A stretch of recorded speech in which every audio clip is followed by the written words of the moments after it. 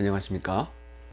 성문교회 이규영 목사입니다. 오늘도 하나님 나라의 관점으로 읽는 레위기 강해를 시작하도록 하겠습니다. 먼저 기도하겠습니다. 하나님 아버지 감사합니다.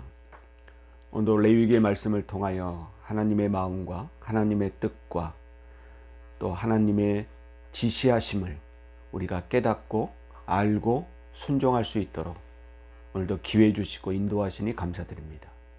오늘의 말씀을 통해 하나님의 마음이 우리들의 마음이 되게 하시고 하나님의 생각이 우리들의 생각이 되게 하여 주셔서 하나님의 말씀으로 이루어진 모든 세상 속에 하나님의 뜻으로 살아갈 수 있는 저희 모두가 되게 하여 주시옵소서. 그래 우리의 마음에 하나님의 나라를 품을 수 있는 하나님의 자녀들이 되게 하여 주시옵소서. 오늘 이 시간도 온전히 주님께 맡기오며 예수님 이름으로 기도하옵나이다. 아멘. 오늘은 조금 건너뛰어서 레위기 22장 17절부터 우리가 보도록 하겠습니다. 이제 레위기의 이제 후반 부분인데요. 오늘 되도록이면 진도를 다 나가고 마지막까지, 그리고 다음 주에 레위기를 한번 최종 총정리하는 걸로 레위기를 마치도록 하겠습니다. 레위기 22장 17절부터는 하나님이 기쁘시게 받으시는 제물에 관한 규정에 관해서 제물, 인간이 하나님께 드리는 이 제물에 관해서 오늘 규정하고 있는데요. 레위기 22장 18절에 그게 제물을 두 가지로 나누고 있어요. 18절을 보면 아론과 그의 아들들과 이스라엘 온 족속에게 말하여 이르라. 이스라엘 자손이나 그 중에 거류하는 자가 무슨 제물? 서원제물 첫 번째, 그 다음에 두 번째는 그 뒤에 자원제물로 번제와 더불어 여호와께 예물로 드리려거든 이렇게 되어 있습니다.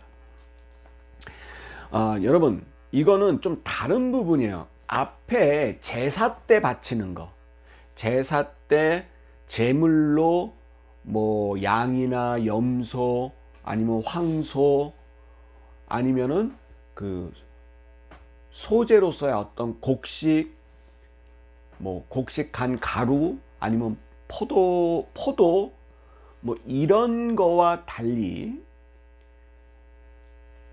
인간이 마음을 먹어서 예물로, 인간과 인간 사이에 말하면은 선물 같은 거죠.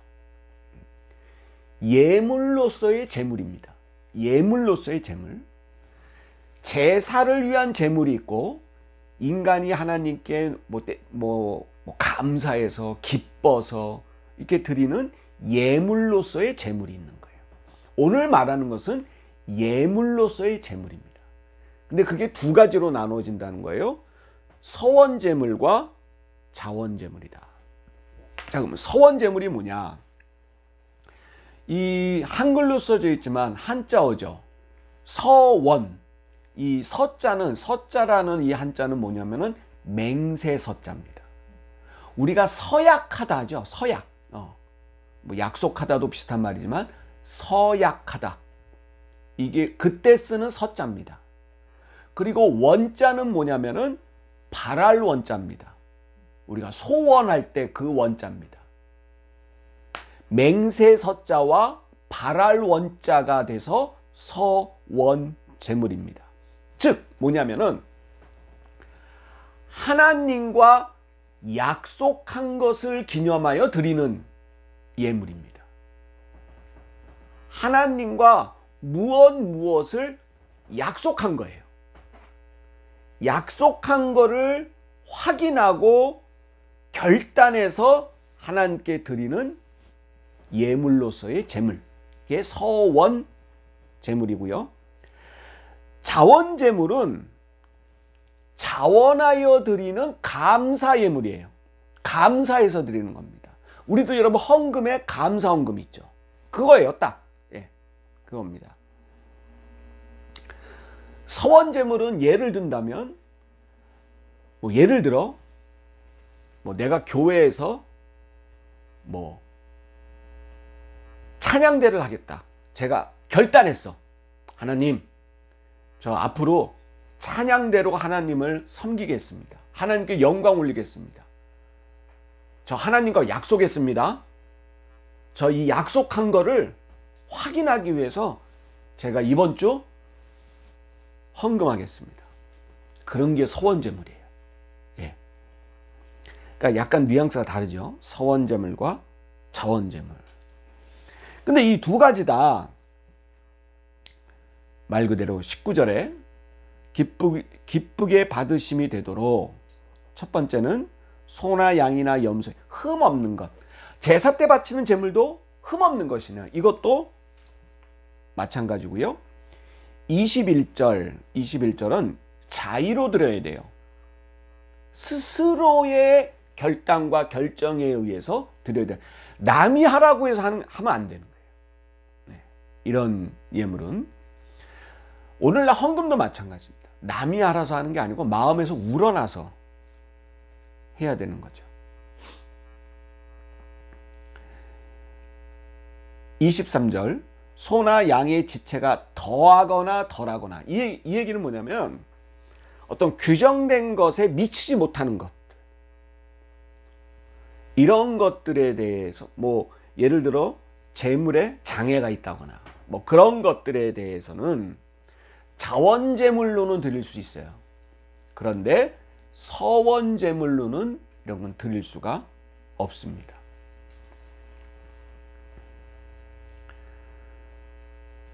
그리고 그 예물로서의 그 재물 혹은 제사로서의 재물을 바칠 때 한 가지 주의사항을 하나님이 당부하십니다. 뭐냐면 27절에 22장 보고 있습니다. 22장 27절 수소나 양이나 염소가 나거든 이레 동안 그것의 어미와 같이 있게 하라. 그리고 8째 날 이후에 잡으라는 거예요. 참 하나님의 그 마음을 읽을 수 있죠. 여러분 성경은 이렇게 읽어야 되는 거예요. 자, 어미랑 흠없는 새끼를 이제 바치려고 그러는데 새끼를 낳았어. 근데 바로 잡지 말고 어미랑 7날은 같이 있게 해주라는 거예요. 아무리 짐승이지만 여러분 자기 새끼와 최소한 일주일은 같이 있게 해주고 잡아라. 그겁니다. 그리고 보세요. 28절 암소나 암양을 막론하고 어미와 새끼를 같은 날에 잡지 마라. 여러분 여기 이런 데서 여러분 하나님의 마음을 읽을 수 있어야 됩니다. 짐승이라도 여러분 함부로 대하지 않으려는 하나님의 마음. 짐승도 어미가 새끼를 보고 새끼가 어미를 보는 그 마음을 인간은 가져야 된다는 것입니다. 아무리 하나님께 바치는 제물을 드리는 거라도 짐승도 어미와 새끼의 관계를 생각지 아니하고 함부로 바치지 말라는 것입니다. 성경에는 쓰여있지 않지만 우리는 이런 걸 읽을 수가 있어야 됩니다. 그래서 여러분 저와 함께 이렇게 성경 공부를 하는 거죠. 국어책 읽듯이 읽으면 와닿지가 않아요. 하나님의 마음을 잘 모를 수가 있습니다. 우리가 함께 이렇게 묵상하면서 묵상을 나누는 그러한 의미에서 묵상을 나누는 의미가 바로 여기에 있는 것입니다. 그리고 그 재물에 관계된 또 하나의 유의점은 먹고 이튿날까지 두지 말라는 겁니다. 이건 계속 반복되는 거죠. 한 번에 다 먹어야 됩니다. 왜 그러냐면 하나님께 바쳐진 거니까 거룩한 겁니다. 근데 다음날 두면 그 당시 냉장고도 없죠. 다 상합니다. 하나님께 바쳐진 거룩한 제물이 상한다는 것은 여러분 죄입니다. 그러니까 잡은 그 즉시 먹을 수 있어야 됩니다. 그게 바로 30절에 나와 있는 말씀이죠. 자, 23장은 성회, 거룩하게 함께 모일 절기에 관해서 오늘 규정을 이야기합니다. 첫 번째는 안식일입니다. 3절에 엿새 동안은 일할 것이요 일곱째 날은 쉴 뭐다? 안식일이다. 여러분, 이 레위기까지는 계속 이 안식일이 뭐에 관한 거냐면 노동의 멈춤입니다. 쉰다. 그래서 이것은 하나님도 쉬었으니 너희도 쉬라는 거죠. 노동의 멈춤. 우리가 이것을 생각해 봐야 될 것입니다. 그리고 또 하나 중요한 절기는 5절의 유월절이죠. 이것은 이스라엘 백성이 하나님의 은혜로 출애굽한 날을 기념하는 것입니다. 유월절이라고도 하고 무교절 다 같은 의미입니다.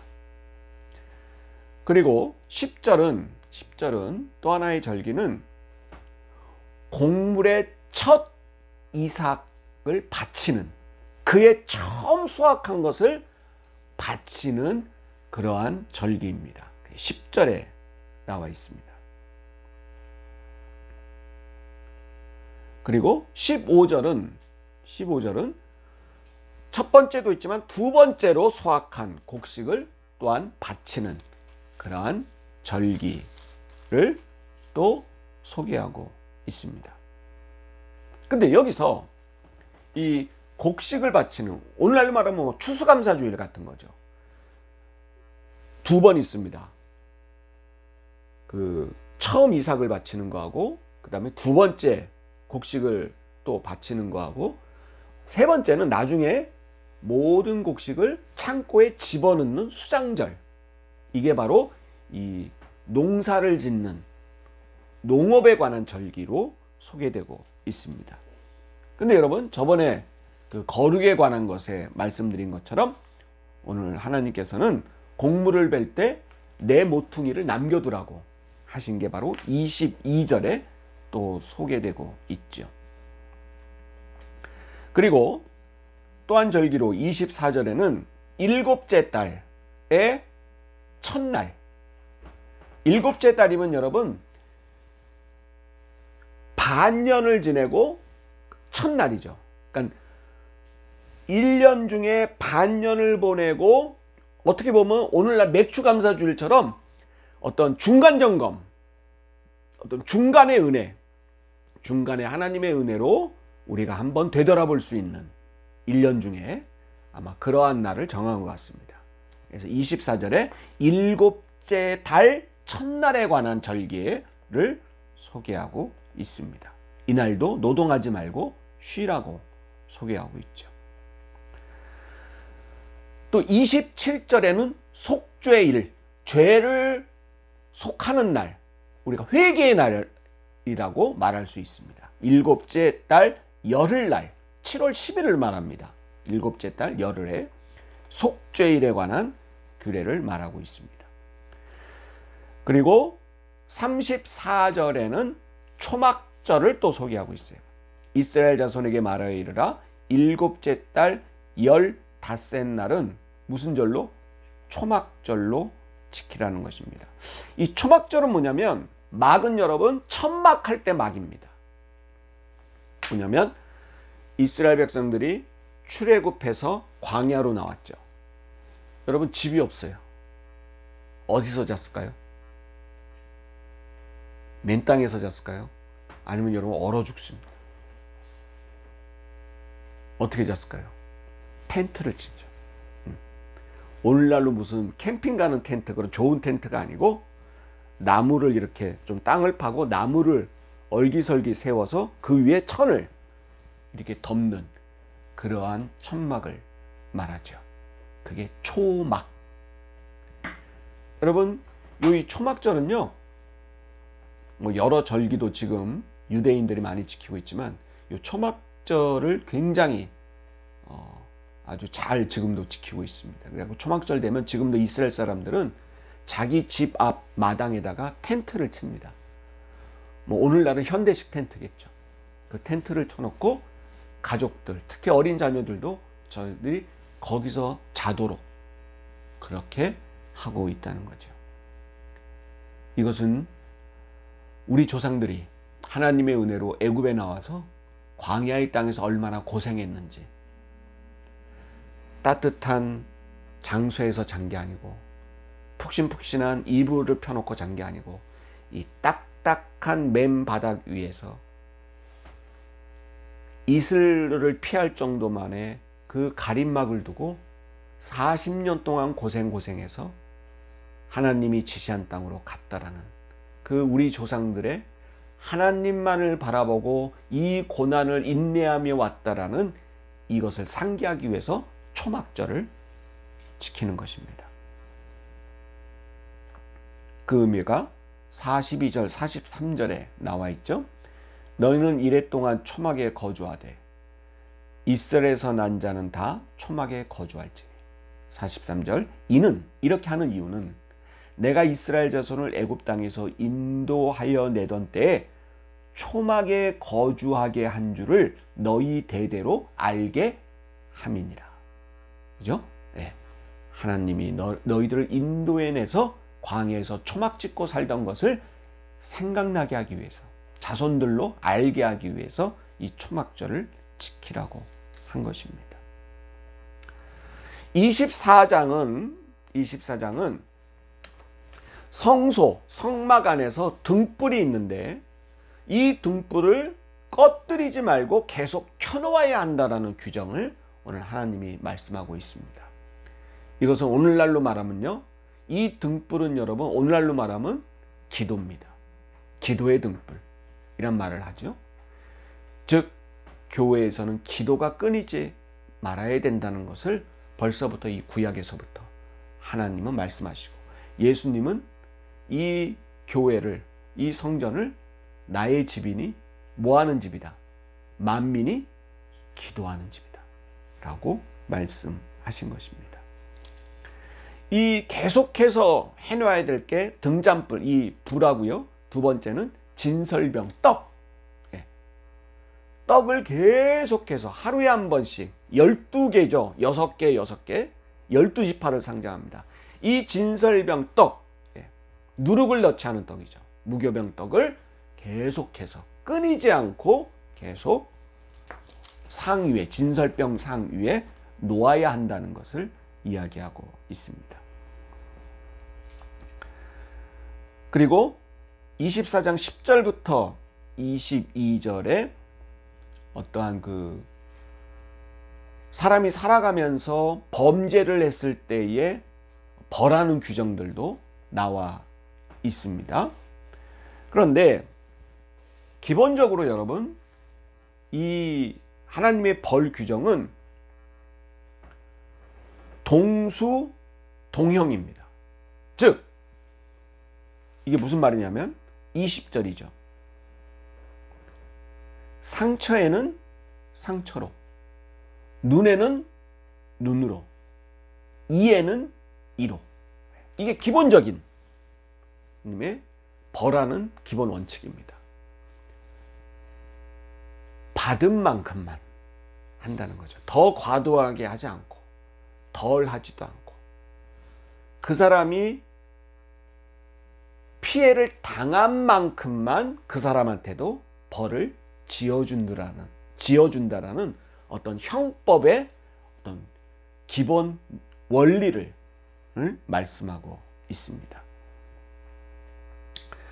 그리고 이 레위기에서 또 중요한 부분 중에 하나가 이 25장입니다. 25장에는 두 가지의 법 규정이 있는데요. 절기에 관한 규정일 수 있는데 실로 어마어마한 규정입니다. 뭐냐면 안식년과 희년에 관한 규정입니다. 이걸 간단히 소개해드리면, 안식년은 뭐냐면 안식일이 있죠. 안식일은 6일 동안 일하고 7일째 쉬는 거죠. 근데 이 안식년은 뭐냐면 6년 동안 일하고 7년째 뭐 하는 거예요?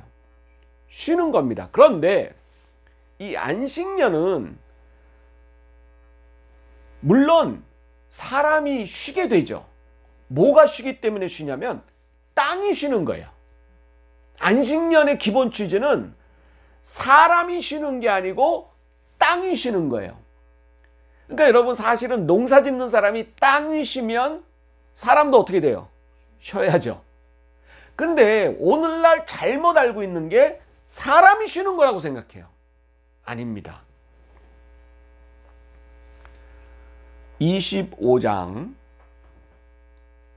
3절, 4절을 보면 너는 6년 동안 그 밭에 파종하며 6년 동안 그 포도원을 가꾸어 그 소출을 거둬라. 6년 동안은 열심히 하는 거예요. 4절, 근데 7째 해에는 그 땅이 어떻게 해요? 쉬어. 쉬라는, 땅을 쉬게 만들라는 거예요. 그래서 5절 보세요. 네가 거둔 후에 자라난 것을 거두지 말고 가꾸지 아니한 포도나무가 맺은 열매를 거두지 말라. 이는 뭐의 안식년이다? 땅의 안식년이다. 이게 중요한 말입니다. 안식년은 기본적으로 뭐가 쉬는 거예요? 땅이 쉬는 겁니다. 땅이 쉼으로 어쩔 수 없이 사람도. 왜냐하면 보세요. 7째 날에는 거둬들이지도 말라. 파종도 하지 말라. 그러니까 사람도 자연스럽게 쉬게 되는 거죠. 그러면 희년은 뭐냐? 희년. 자, 안식년은 6년 동안이라고 7년째 쉬는 거예요. 근데 이 1년 첫 번째 해부터 이 7년, 이 안식년이 7번 가는 거예요. 7번. 7번 가면은 몇 년이에요? 7년이 7번 가면 7, 7이 49. 49년이 갑니다. 안식년이 7번 가면 49년인데 그 다음에 50년째 되는 해를 희년이라고 합니다. 희년. 이 희년은 뭐냐? 이 희년은 여러분 사람에 대한 자유예요. 안식년은 땅에 대한 자유, 땅을 쉬게 뭐 자유, 땅에게 자유를 주고, 이 희년은 사람에게 자유를 주는 거예요. 자, 8절은 희년에 관해서 이야기한 겁니다. 8절, 25장 8절. 너는 7 안식년을 계수할지니. 안식년이 7번. 이는 7년이 몇 번이에요? 7번인 즉 안식년 7번 동안 곧 49년이라. 그리고 그 다음에 50년을 말하는 겁니다. 10절에 나와 있죠? 이 10절. 너희는 50년째 해를 거룩하게 하라. 그 땅에 있는 모든 주민을 위하여 뭘 공포하라? 자유를 공포하라. 아, 이건 사람에게 관한 자유를 주는 겁니다. 무슨 얘기냐?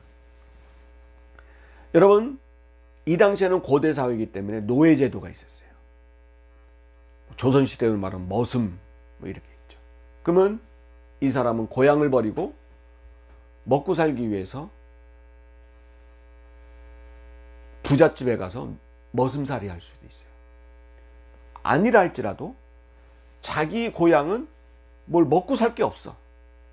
그러면 여러분, 우리 50년대, 60년대, 70년대도 지방에, 전라도, 경상도 지방에 있는 사람들 다 어디로 왔어요?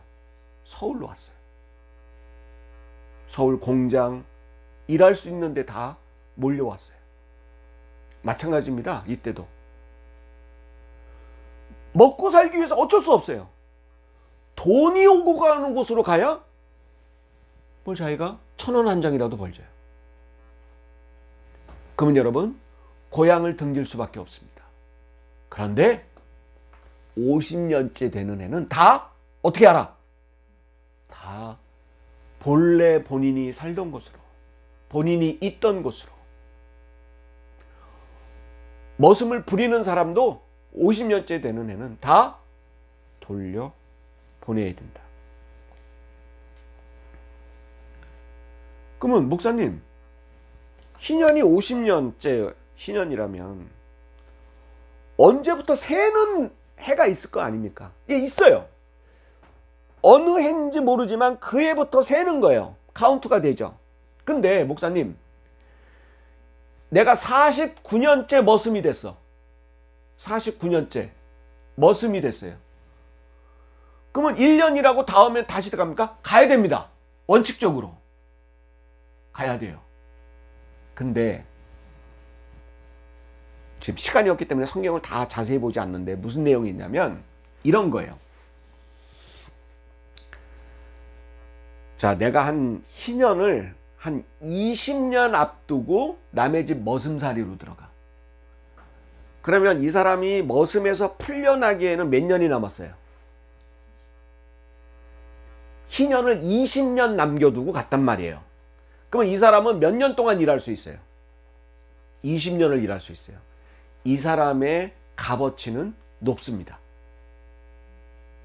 무슨 말인지 아시겠어요? 왜? 20년 동안 일할 수 있는 머슴이니까. 내가 20년 동안 됐고 일할 수 있으니까 월급이 세요. 근데 48년, 49년째 들어갔어. 이 사람은 겨우 몇 년 일해요? 2년이나 1년 일해. 그러면 주인이 뭐 당장 필요하니까 머슴을 쓰긴 쓰는데 몇 년 일할 짜리 머슴이에요? 2년, 1년 일할 짜리 머슴이에요. 그러니까 월급이 약합니다. 그것까지 규정해 두고 있어요. 여러분, 땅의 희년도 마찬가지입니다. 이 사람에 관한 규정도 그렇고요. 땅도 희년이 있어요. 희년에는 예를 들어서 내가 저당 잡힌 땅, 이런 땅은 여러분 희년 때 50년째 여러분 내가 되돌려 받을 수 있습니다. 그리고 이 밭에 관한 소유권을 기본적으로 원래 가지고 있던 사람에게 되돌려 주는 거예요. 근데 이것도요. 자, 희년이 한 20년 남았어. 근데 내가 희년이 20년 남았을 때의 땅을 산 것과 희년이 1년 남았을 때 땅을 사는 거에 땅의 값어치가 달라요. 그것을 성경은 규정하고 있습니다. 자, 13절 보면 이 희년에는 너희가 각기 자기의 어디로 돌아가래요? 소유지로 돌아갈지라. 아까 제가 말씀드렸죠?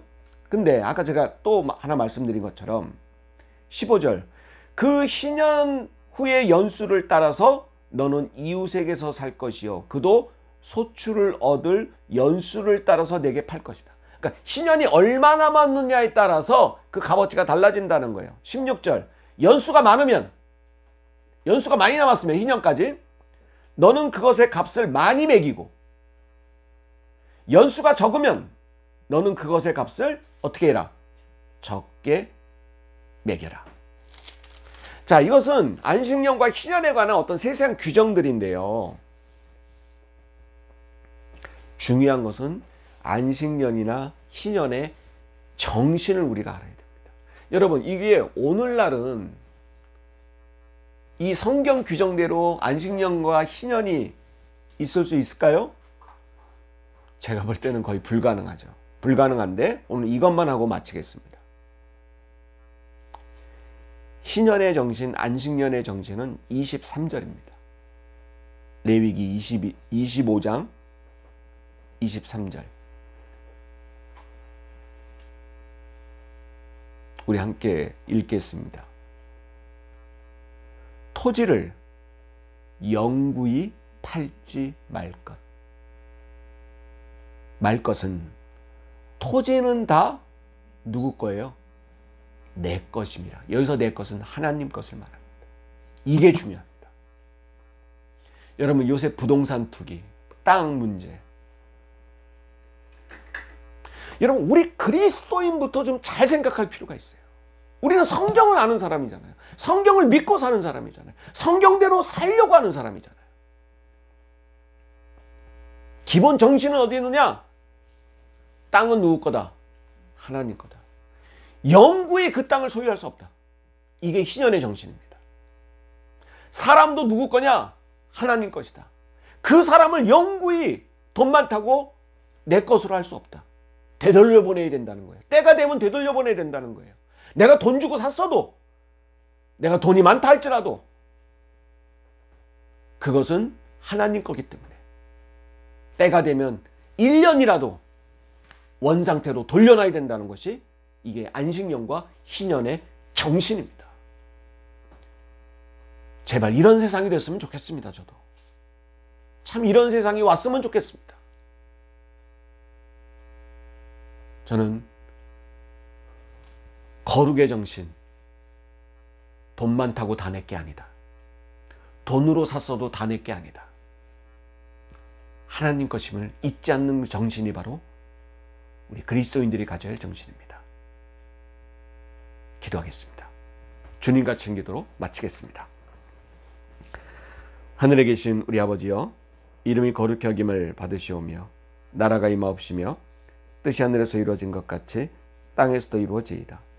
오늘 우리에게 일용할 양식을 주옵시고 우리가 우리에게 죄 지은 자를 사하여 준 것 같이 우리의 죄를 사하여 주옵시고 우리를 시험에 들게 하지 마옵시며 다만 악에서 구하옵소서.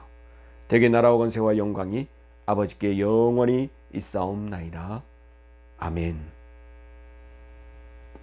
감사합니다.